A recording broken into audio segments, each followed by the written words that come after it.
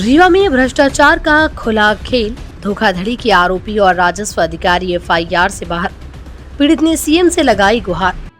हम एक ही जमीन को अगर दो व्यक्तियों को अलग एक बार बेच दिए, फिर उसी जमीन को दोबारा बेच दिया दूसरे व्यक्ति को, तो ये गंभीर अपराध की श्रेणी में आता है। इसमें सीधे क्रिमिनल ऑफेंस है ये। लेकिन थाना प्रभारी कार्रवाई नहीं कर रहे हैं। उनकी मिलीभगत से वो आरोपियों से मिले हुए हैं।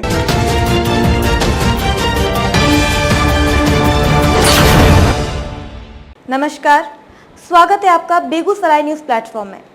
मैं हूं आपके साथ खुशी। आइए नजर डालते हैं आज की बड़ी खबर पर। भ्रष्टाचार और अपराध के खिलाफ कड़ी कार्रवाई के दावे करने वाली मध्य प्रदेश सरकार के दावे रीवा में खोखले साबित हो रहे हैं। जिले के अतरैला थाना क्षेत्र में राजस्व अभिलेखों में फर्जीवाड़ा और धोखाधड़ी का बड़ा मामला सामने आने के बावजूद पुलिस और प्रशासनिक अधिकारी आरोपियों पर अब तक एफआईआर दर्ज करने से बचते दिख रहे हैं। ग्राम दोंदर निवासी रामकृष्ण मिश्रा पिता स्वर्गीय अरविंद मिश्रा ने पुलिस महानिरीक्षक रीवा, पुलिस अधीक्षक रीवा और थाना प्रभारी अतरैला को दिनांक 10 सितंबर 2025 क्रमांक 3846 के तहत शिकायत दर्ज कराई थी।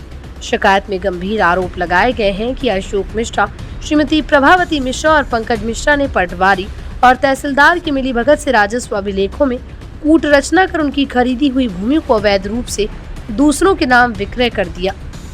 शिकायतकर्ता ने बताया कि उन्होंने उक्त आरोपियों से आराजी नंबर 1005/2, 1010/2, 1014/1, 2, 959/2, 978/2, 986/2, 959/1, 1005/1, 1010/1, 1014/1/1 की भूमि खरीदी थी और नामांतरण भी उनके नाम दर्ज हुआ था। बावजूद इसके अधिकारियों की साठगांठ से अभिलेखों में फेरबदल कर धोखाधड़ी की गई। पीड़ित ने आरोप लगाया कि शिकायत के महीनों बाद भी पुलिस ने न तो एफआईआर दर्ज की और न ही दोषियों पर कोई कार्रवाई की। इससे साफ है कि भ्रष्ट अधिकारियों की मिलीभगत से अपराधियों को संरक्षण दिया जा रहा है।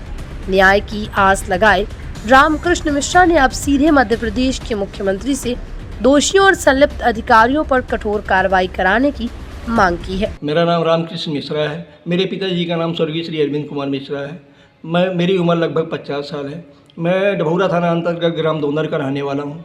सर, क्या ये राजस्व मामला, क्या कुछ कहेंगे आप? ये मेरा ज़मीन का मसला है। मैंने कुछ ज़मीन क्रय की थी। अतरैला थाना अंतर्गत कोनी के निवासी अशोक कुमार मिश्रा पिता मेदनी प्रसाद मिश्रा, पंकज कुमार मिश्रा पिता मेदनी प्रसाद मिश्रा और प्रभावती पत्नी मेदनी प्रसाद मिश्रा से। कब लिए थे आप? मैंने लिया था 2012-13 में। उसके बाद क्या हुआ? उसके बाद क्या हुआ कि मैंने ज़मीन का बाकायदे विधिवत नामांतरण करवाया। तहसीलदार महोदय के यहाँ रजिस्ट्री प्रस्तुत करी जवाब में मैंने, और उसके बाद मुझे भू अधिकार पुस्तिका प्रदान की गई और मैंने 2014 में मैंने लोन भी लिया।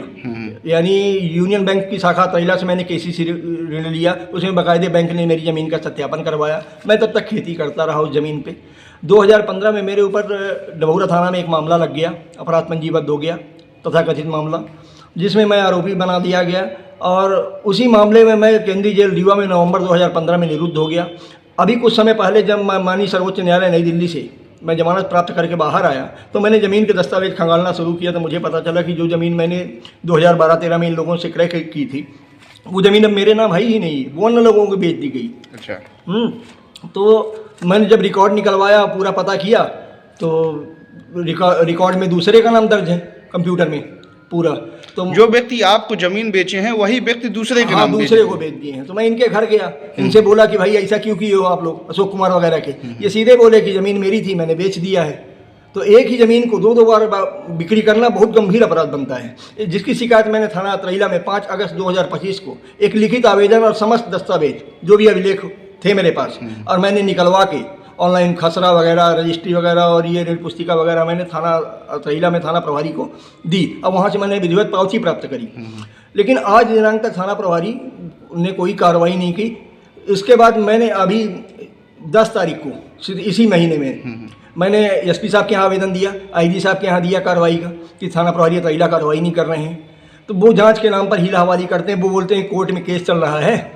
अब मैंने कोर्ट में सिर्फ इस बात का परिवाद प्रस्तुत किया है कि मेरी ज़मीन की स्वत्व घोषणा मेरे नाम से की जाए, न कि एफआईआर करने के लिए, जबकि ये क्रिमिनल ऑफेंस है।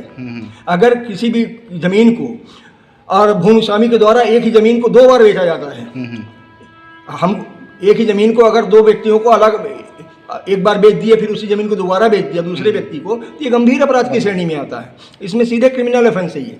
लेकिन थाना प्रभारी कार्रवाई नहीं कर रहे हैं। उनकी मिली भगत से वो आरोपियों से मिले हुए हैं। अब वो कहते हैं समझौता कर लीजिए, इसमें कुछ नहीं होगा, जब कोर्ट का ऑर्डर होगा तो देखेंगे। अगर कार्रवाई नहीं होगी तो अगला कदम अब क्या कार्रवाई रहेगा? ना होने की तो सर मेरे सामने एक ही विकल्प है कि मैं आमरण अनशन करूं और भूख हड़ताल पे बैठूं। यही है, यही करूंगा मैं। मध्य प्रदेश के रीवा से बेगूसराय न्यूज प्लेटफॉर्म के लिए कमलेश शुक्ला के साथ दिनेश द्विवेदी की रिपोर्ट। खबरों में अब तक के लिए बस इतना ही। फिर होगी आपसे मुलाकात ऐसी ही एक और बड़ी खबर के साथ। तब तक के लिए नमस्कार और देखते रहिए बेगूसराय न्यूज प्लेटफॉर्म। अगर आप हमारी न्यूज को YouTube पर देख रहे हैं तो हमारे चैनल को सब्सक्राइब करें और तुरंत नोटिफिकेशन पाने के लिए बेल आइकन को प्रेस करें। अगर आप हमारी न्यूज को Facebook पर देख रहे हैं तो हमारे चैनल को फॉलो करना ना भूलें। धन्यवाद।